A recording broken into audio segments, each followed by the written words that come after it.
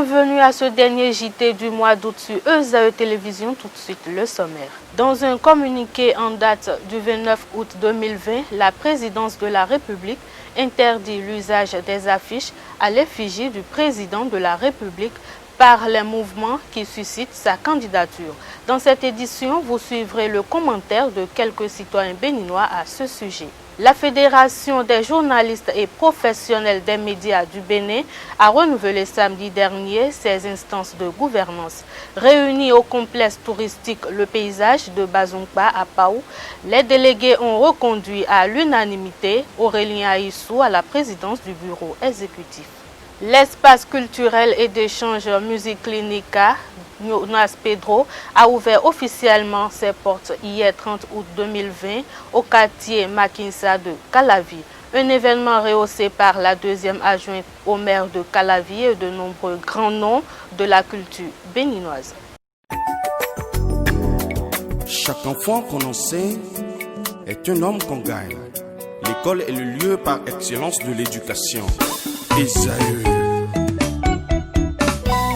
Étudiants, étudiantes, nouveaux bacheliers, parents d'élèves, une raison de plus pour choisir l'excellence. Et oui, bénéficier des demi-bourses et de réductions de scolarité à ESAE. Payer 250 000 au lieu de 500 000 en licence 1, 2 et 3 sciences juridiques, économiques, de gestion et en journalisme. Et pour les 100 premières inscriptions en administration des finances et administration générale, bénéficier d'une réduction et payer 400 000 au lieu de 500 000. En master 1 et 2, 500 000 au lieu de 800 000 en administration des affaires, 600 000 au lieu d'1 million en journalisme. Faites partie des 100 premiers inscrits en administration des finances et administration générale pour bénéficier de la réduction. Payez 800 000 au lieu d'1 million. À ESAE Cotonou et Parakou, la rentrée est effective. Le dossier d'inscription est disponible en téléchargement à l'adresse suivante www.esae.bj/esae2019 ou renseignez-vous à ESAE Cotonou au 96 80 55 11 98 98 14 00 90 93 65 21 à ESAE Parakou au 96 68 16 14 97 77 51 47 à ESAE, l'épanouissement et le développement est au cœur de notre succès.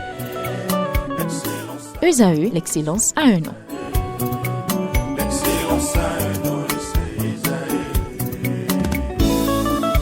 La rumba, c'est la musique des sages.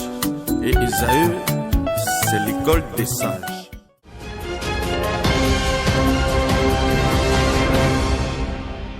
Bonsoir si vous nous recevez. Dans un communiqué en date du 29 août 2020, la présidence de la République interdit l'usage des affiches à l'effigie du président de la République par les mouvements qui suscitent sa candidature.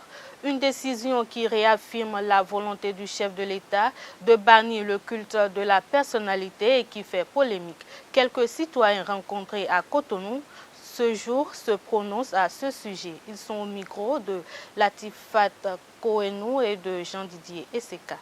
Une fois, je viens de remercier le président Patrice Talon pour avoir pris un acte salutaire. Oui, ça c'est responsable ça. Puisque la rupture a fini par perdre son sens. Avec tout ce qui se passe sous l'ère de la rupture là, on n'arrive plus à rien comprendre. Sinon, d'après ce qui a été dit, la conception de la rupture, c'est que la rupture est en phase de bannir les mauvaises mœurs. Disons, eux, ils considéraient tout ce qui se passait comme de mauvaises actions. Donc, il faut bannir ça et gérer le pays autrement. Mais à notre grande surprise, on n'assiste rien qu'une continuité. On voit le pire de ce qui se passait. Ça me fait vraiment triste parce que je vois actuellement, il y a des affiches par-ci, par-là, mais la campagne n'a pas recommencé.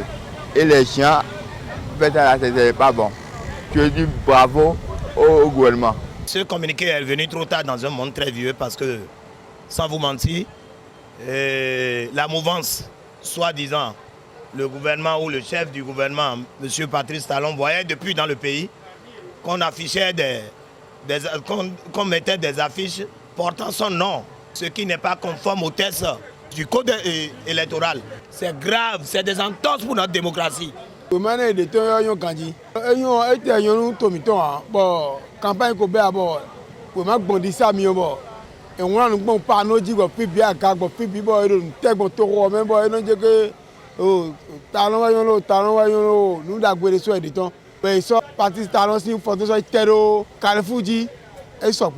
il va falloir que le chef de file, c'est-à-dire le chef de la mouvance, lève le ton et mette fin à ces pagailles-là. Sinon, c'est ahurissant, c'est humiliant. Depuis qu'ils ont pris le pouvoir, on n'a rien constaté que de chantage. Oui, tu es en train de travailler. Et ils ont raison, c'est leur boulot, parce que c'est des clébés. C'est un communiqué salutaire, parce que ces mouvements diffusent de partout pour susciter la candidature de président Patrice Talon. Ces mouvements-là sont, c'est-à-dire violent de façon violente le code électoral qui, en son article, si je crois bien, 55, qui stipule que nul ne peut, par quelle manière ou sous quelque forme que ce soit, faire la campagne électorale en dehors de la période prévue. Et tout ce qui se passe actuellement au sein, n'est-ce pas, du macrocosme, sinon du microcosme politique, c'est du déjà vu. L'allure que prennent les choses là, ça donne à réfléchir. Et si le chef de l'État voit juste d'interdire ça, c'est bon, parce qu'on prend son nom. Je ne sais pas ce que ces gens-là retrouvent dedans.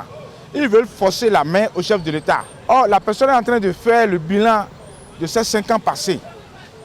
Il veut nous présenter un bilan.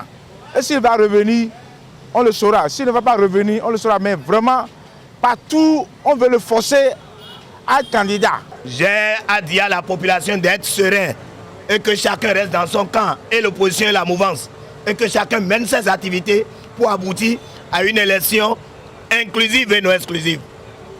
La Fédération des journalistes et professionnels des médias du Bénin a renouvelé samedi dernier ses instances de gouvernance.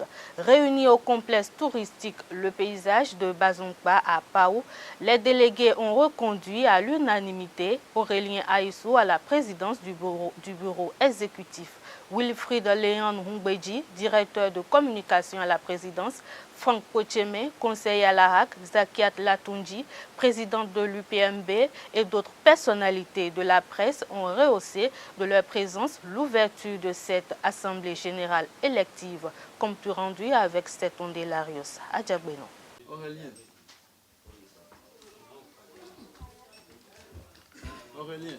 19 voix sur 19 suffrages exprimés. Les délégués ont plébiscité Aurélien Aïssou à la tête du bureau exécutif de la Fédération des journalistes et professionnels des médias du Bénin FJPMB pour un nouveau mandat de 3 ans. Cette confiance lui a été renouvelée ce 29 août 2020 en toute transparence lors du 3e congrès électif tenu au bord du lac Tao à Bazongba dans l'arrondissement de Pao, commune de Ouida. Je tiens à remercier tout le monde et renouveler la confiance. Ça dit que ce n'est pas une tâche aisée. Il faut faire davantage, mieux, pour toujours mériter la confiance. Je ne dirai pas plus. Félicitations aussi à tous les autres membres qui ont été élus, à tous les autres qui n'ont pas été reconduits, tel que l'on déjà dit, tous ceux qui étaient passés par ici ce matin, qu'on soit élu ou non, c'est la même fédération, c'est le même engagement. Et la lutte continue. On ne change pas une équipe qui gagne, mais on peut la réajuster. 2 nouvelles têtes intègrent l'exécutif de 9 membres pour la mandature 2020-2023. Au regard des acquis, le nouveau bureau va travailler pour améliorer la performance à terme. Ce qui est sûr, nous allons poursuivre déjà la tontine épargne que nous organisons depuis 4 ans et qui permet aux membres qui adhèrent d'avoir un fonds pour réaliser des projets selon leur planification de vie. Donc nous allons poursuivre cela. Et l'autre chose qui nous tient beaucoup à cœur, c'est la formation. En 7 ans d'existence, la FJPMB a gagné en notoriété dans le paysage médiatique béninois. Le dynamisme de ses membres, surtout de son président, force l'admiration des associations fêtières de la presse et hautes figures des médias. Le président Aurélien Aïssou et ses pairs sont invités à maintenir le cap. Je voudrais vous dire donc toutes mes félicitations, saluer le leadership de toute l'équipe qui vous accompagne, parce que quand on dit président, c'est vrai, c'est lui qu'on voit tout de suite, mais derrière le président, il y a une équipe. Il y a des gens qui travaillent. Je voudrais exhorter tous les autres membres de l'équipe à accompagner le président. pour rester le regroupement le plus dynamique au niveau du secteur des médias. Quand on met de côté les fêtières, l'ODEM et la main des médias, je crois que la fédération, c'est le creuset le plus sûr, le plus vif, le plus dynamique sur le terrain. C'est cette régularité que je voudrais saluer en vous, cette détermination que vous manifestez depuis donc 7 ans, qui fait que votre groupe se solidifie, se densifie et s'impose. Et de ce point de vue-là, je crois bien que depuis 7 ans, vous apportez votre contribution, je ne dirais pas modeste, mais sans doute à la dimension qui est attendue de vous. Pour combler ces attentes, l'Assemblée générale a débattu des impacts et perspectives de la FJPMB. La vision reste la même, contribuer au développement de la presse béninoise. En plus du soutien de ces figures de la presse béninoise, la Fédération des journalistes et professionnels des médias du Bénin a bénéficié du soutien de la ministre de l'Enseignement supérieur et de la Recherche scientifique, Éléonore Yaïla Dekan, lors de cette Assemblée générale. La directrice de la Poste du Bénin, Judith Glidja, et le directeur adjoint du Centre des œuvres universitaires et sociales de l'Université d'Abomey Calavi Kous-Assé, représentant la directrice Ghislaine Fagbon, ont dit de vive voix leur message de soutien à la FJPMB. Suivez-les. Je suis en joie parce que je me retrouve en famille. Vous savez que depuis peu, nous sommes ensemble dans le même ministère de la communication et de la poste. Donc, depuis lors, nous sommes devenus frères, et nous devons travailler ensemble et je compte beaucoup sur vous pour certaines choses. Il faut dire que M. Aïsson m'apporte beaucoup de soutien de votre part et je voudrais aujourd'hui vous dire merci, lui dire merci pour tout ce qu'il fait déjà pour la Poste et tout ce que vous serez en mesure de faire également par la suite pour la Poste. Je suis honorée parce que beaucoup de personnes souhaiteraient être avec les journalistes et les professionnels des médias parce qu'on connaît votre puissance, votre force. C'est un grand pouvoir que vous détenez. Comme le disent certains, quand vous voulez détruire, vous détruisez. Et quand vous voulez construire, vous construisez. Donc je voudrais vous dire encore merci de cet honneur que vous avez fait à la Poste en m'invitant à être avec vous ce matin. Je ne vais pas trop discourir, je vous souhaite très bons travaux dans le cadre de cette Assemblée générale. La directrice m'a demandé de vous assurer de tout son soutien, qu'elle voudrait bien être présente et votre président le sait, elle a témoigné à plusieurs reprises, donc elle m'a dit de tout faire pour être présent, pour vous encourager et vous souhaiter de sa part une réussite dans vos travaux.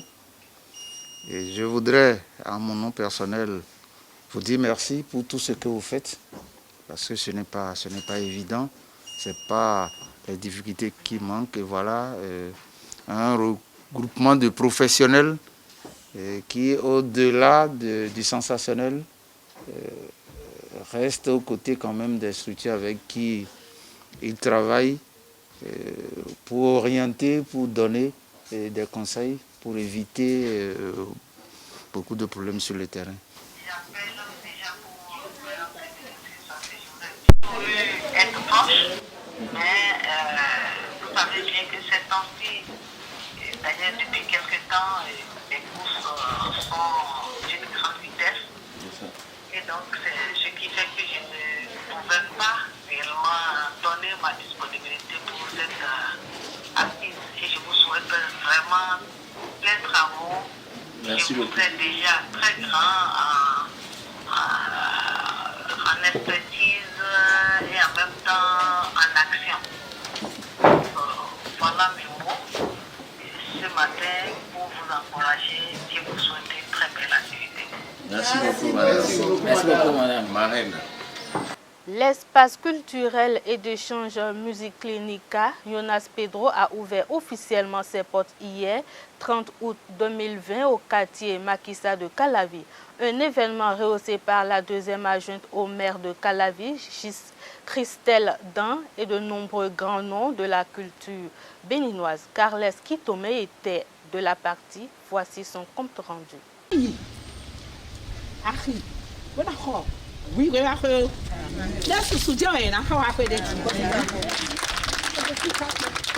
Ces bénédictions ont lancé l'ouverture officielle de cet espace culturel dédié à la culture et aux échanges linguistiques. Une cérémonie présidée par la deuxième adjointe au maire de la commune de Calavi, Christelle Dan.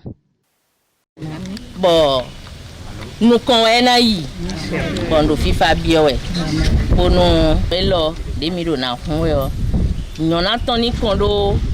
C'est l'évolution et la paix que je souhaite pour ce centre afin que les fruits qui en découleront rejaillissent sur tous les riverains et les habitants de la commune. Que ce centre ne désemplisse jamais et que les gens y voient une aubaine. Que nous venons tous nous récréer ici, nous reposer et profiter de la bonne musique.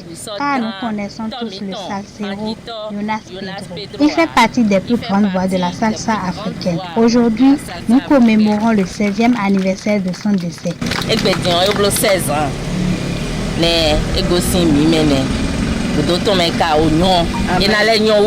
Kwame Messan Jonas, le promoteur de l'espace culturel musique clinique Jonas Pedro, présente les activités prévues dans ce centre culturel.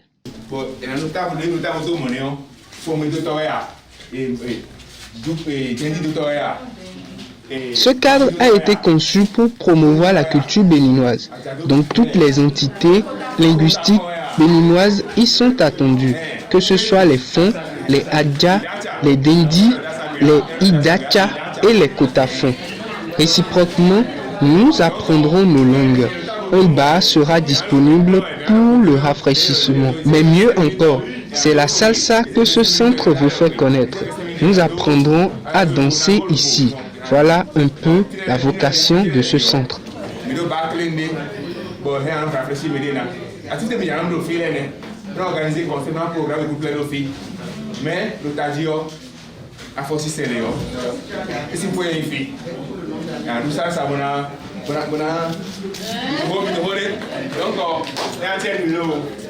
Calavi, la cité d'Ottawa, s'enrichit à travers ce joyau d'un cadre supplémentaire pour la promotion de l'expression culturelle et artistique. L'espace Musique Clinica a accueilli également la présentation de l'ouvrage « Dieu n'est pas là-bas » de l'auteur Abalo Kokou Medagbe, une publication qui interpelle la considération qu'accordent les Africains aux religions endogènes et aux religions monothéistes, des manifestations et le doute que ces considérations sèment dans les cœurs. L'auteur fait un commentaire sur son ouvrage au micro de Carles Kitome. Voilà, ce titre ne vient pas de moi en fait. C'est un personnage de l'ouvrage qui l'a dit, c'est d'ailleurs le personnage principal de l'œuvre qui l'a dit. Pascal Rousseau-Vicor, qui a déclaré lors d'une soirée, lors d'une campagne d'évangélisation, que Dieu n'est pas là-bas, après avoir peint en noir les traditions africaines, après avoir diabolisé les traditions africaines, il a dit Dieu n'est pas là-bas. Donc, j'ai pris ce bout de phrase que j'ai donné à l'ouvrage comme le titre de l'œuvre. Voilà comment est venu le titre Dieu n'est pas là-bas. C'est le vécu d'un pasteur qui d'une église évangélique qui a été envoyé dans la région nord pour diriger cette église-là. Et lui, il s'est pris comme... il a décidé de faire regagner à son église beaucoup d'âmes, beaucoup de brebis. Et pour ce faire, il faut s'il faut aller même dans les couvents, sortir d'autres, ceux qui ne sont pas chrétiens et autres, il le ferait. C'est ce qu'il a fait. Et donc il revenait d'une veille de prière la nuit vers 2h du matin, dans ce village qu'on appelle Alafiarou. Quand il a commencé par entendre les tam-tams de la divinité Tchankwana. Donc vers 2h du matin, dites-vous, nous on avait déjà entendu les tam-tams de cette divinité quelques minutes avant lui. Donc quand lui est venu, sur les lieux, sa voiture de crevaison, il y avait certains fidèles avec lui. Et malheureusement, la voiture de crevaison à cet endroit Donc ceux qui étaient avec lui ont dit, ah, pasteur, il faut qu'on quitte ici. L'endroit n'est pas bon. Il dit pourquoi? Il dit, ah, qu'il y a les tam-tams de la divinité Tchakwana qui résonnent de l'autre côté du Marigot. Tu vois? Et il faut rappeler que c'était au cours d'une cérémonie, il y a 2 semaines, où on a fait sortir les adeptes. Donc les sons qui avaient été joués, ce sont les mêmes sons qui se répercutent 2 semaines plus tard, au fin fond de la nuit, vers 2 h du matin. Et moi, personnellement, en tant que l'auteur, j'étais au bord du Marigot où avait eu ce baptême des adeptes de la divinité Tchakwana. Et comment se fait que 2 semaines plus tard, au fin fond, vers 2 h du matin, les mêmes sons se répercutent? C'était extraordinaire, c'était inédit, c'était étrange. Donc ce pasteur, cette nuit, a dit, mais pourquoi ils vont quitter? Que eux qui sont chrétiens, ils n'ont pas la foi, ils ne croient pas en leur Dieu. Et comment pouvaient-ils avoir peur de ces choses de l'ombre? Et que cette nuit-là, lui, il allait leur montrer que Dieu a autorité sur tout et qu'il ira jusqu'au bord du Marigot, faire taire ces bruits-là, ils vont continuer. Malgré les appels de ceux qui étaient avec lui de ne pas le faire, il a dit qu'il le ferait, il a pris sa Bible, il a dit de le suivre. Il s'est engagé dans le petit sentier, mais au beau milieu, il a hésité. Les autres se sont déjà reculés. Hein. Il était seul. Faut-il continuer ou reculer? Bon, il a levé sa Bible, il a dit au nom de Jésus, il est parti, il n'est plus jamais revenu. Donc voilà un peu l'histoire qui est racontée. Est-ce qu'il est revenu ou pas? Comment est-il revenu? S'il n'est pas revenu, c'est comment? Tout est dit dans l'œuvre. Et voilà. Donc... À présent, l'actualité hors de nos frontières à travers la page Inter. Une compilation concoctée par Osnel Toli. Suivez. En Centrafrique, Catherine Samba-Panza a annoncé sa candidature pour l'élection présidentielle de décembre prochain. Celle qui a dirigé la transition de 2014 à 2016 se lance en indépendante. Elle affirme avoir répondu à l'appel du peuple. Pourtant, elle estimait auparavant ne pas avoir la fibre politique. Mais les choses semblent avoir changé aujourd'hui. Elle avoue avoir revu sa position pour le bien suprême de la nation. Citée dans l'affaire Angola Gate pour un détournement de fonds pendant la période où elle dirigeait la transition, elle s'en remet à la justice de son pays et reste confiante. En Égypte, l'armée a neutralisé 17 terroristes dans le Sinaï. L'annonce a été faite hier dimanche 30 août 2020 par le commandement général des armées égyptiennes. Les opérations de nettoyage avaient été enclenchées depuis le 22 juillet 2020 et ont permis de tuer notamment 2 militants djihadistes considérés comme extrêmement dangereux. Ils étaient en possession de 2 fusils automatiques, de 5 coffres forts et d'une ceinture explosive.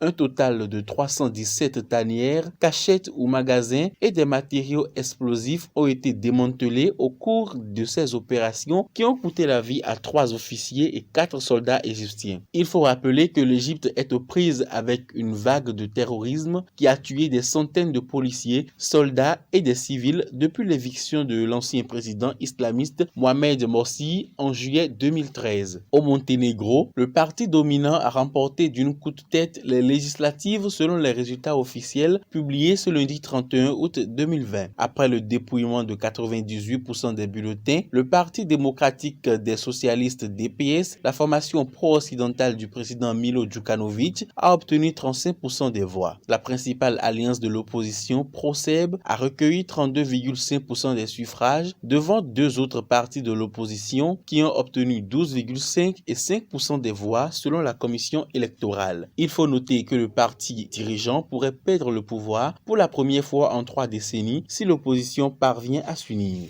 Au Brésil, un juge de la haute cour a suspendu le gouverneur de l'État de Rio de Janeiro de ses fonctions pour une durée de 6 mois pour corruption. Il aurait touché près de 100 000 € de pots de vin grâce à des contrats frauduleux passés pendant la pandémie de coronavirus. Le principal concerné, Wilson Witzel, crie au complot ourdi par le président Jair Bolsonaro avec qui il était allié avant de couper les ponts. Dans le même temps, une perquisition a été menée au domicile du vice-gouverneur et le chef du parti de Wilson Witzel, connu sous le nom de Pasteur Everaldo, a été placé en détention pour corruption. Rappelons que les habitants de Rio de Janeiro ont déjà vu les 5 prédécesseurs de Wilson Witzel aller en prison. Le président de la République française Emmanuel Macron s'est rendu aujourd'hui au Liban. À la veille de cette visite, le président Michel Aoun a reconnu hier dimanche la nécessité de changer le système politique et a appelé à proclamer un État laïque. C'était lors du discours qu'il a proclamé à l'occasion du centenaire du Grand Liban. Je suis convaincu que seul un État laïque est capable de protéger le pluralisme, de la préserver en la transformant en unité réelle. Je demande que le Liban soit déclaré État laïque, a-t-il laissé entendre. Rappelons que le chef de l'État était resté jusqu'à présent sous revendication de la contestation déclenchée en octobre 2019. Hier soir, il s'est engagé à appeler au dialogue les autorités religieuses et les dirigeants politiques afin d'arriver à une formule acceptable pour tous qui les amendements constitutionnels. Et voilà, ce sera tout pour cette édition. Merci de votre aimable attention. Restez toujours connectés sur les www.ezaetv.bj. Bonsoir.